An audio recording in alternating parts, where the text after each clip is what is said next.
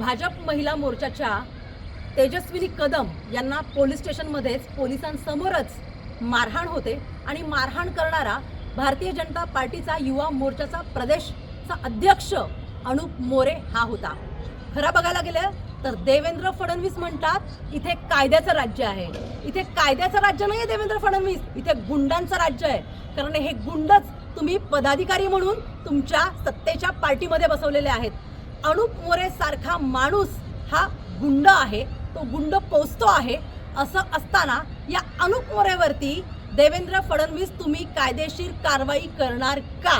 कारण तुम्ही एकीकडे म्हणता हे कायद्याचं राज्य आहे, मात्र या कायद्याच्या राज्यातून हे असे गुंड लोक कसे काय सुटतात?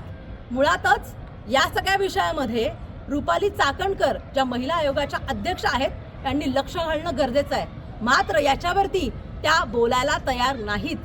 चित्रा वाघ ज्या कायम महिलांवरती अन्याय झाले की पत्रकार परिषद घेऊन बसतात, आज त्यांच्याच पक्षातल्या महिलेवरती अन्याय झालेला आहे, तेव्हा मात्र त्या कुठेही पत्रकार परिषद घेताना दिसत नाहीयेत। याच्यातून एकच दिसतंय की भारतीय जनता पार्टीच्या पदाधिकाऱ्यांना वाचवण्याचा सर्व दृष्टिकोनातून प्रयत्न होतोय, मात्र याच्यावरती आम्ही शांत बसणार नाही।